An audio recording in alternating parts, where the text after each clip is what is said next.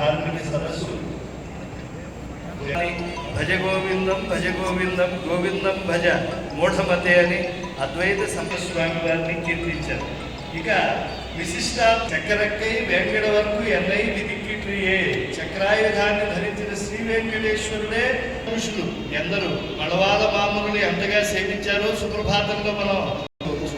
ఇక వేదాంత దేశకులు అంటారు అదే ఈ వెంకటాచలం అన్నారు. ప్రపద్యేతం కిరిప్రాయ శ్రీనివాసానుకంపయ ఇక్షుసార శ్రవంకేవ ఎన్ను ఆడపాక హనుమాచార్య వారు పదకవితకు ఆద్యుడు ఆరాధ్యుడు అనవద్యుడు అయినటువంటి సమారాధన చేసినటువంటి మహనీయులు వారంతా కూడా విశిష్టాద్వైతం సుప్రభాత సేవ నుంచి ఏకాంత సేవ వరకు కూడా వారి యొక్క పాటలు తోయ కైంకర్యం చేసేటువంటి నమ్మి వంశీయులు కానీ అలాగే విశిష్టాద్వైత సంప్రదాయంలో మూర్ధన్యంలోనే చేస్తూ ఉంటారు.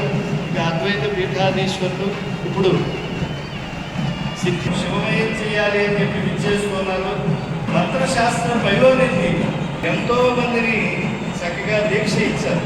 అలాగే మంత్ర మాహేరు శక్తిపీఠం రాయలసెరువు మాత్రం ముందుగా సిద్ధేశ్వరానంద భారతీ స్వామి వారు అంబికా సాహస్రి శివ సాహస్రి రాసినటువంటి వారు. అటువంటి మహేశ్వర తాంత్రిక సదస్సులో ఈ పౌష్య మహాలక్ష్మి ఈ ఉత్తర తీర్థాలు ఉన్నాయి. దాన్ని ఆస్థాన మండపం పాప పవిత్రమైనటువంటి ఆస్థాన మండపంలోకి భారతీయాత్మ సందేశాన్ని అందించినటువంటి వారు శతాబ్దాల కాలంగా గొప్ప సందేశాలు అందిస్తూ ఉన్నారు. మౌనస్వామి మాతా రమ్యానంద భారతి స్వామి ఎన్నో సువాసిని పూజలను చేసి గృహస్థాశ్రమ ధర్మాన్ని శ్రీమంతం చేస్తూ ఉన్నారు. ప్రారంభమవుతూ ఉండేటువంటి ఈ కార్యక్రమానికి తిరుమల తిరుపతి దేవస్థానం పెద్ద చేయకాదు విశ్వస్తం వేదాహ అని అన్నారు కనుక దీప ప్రకాశం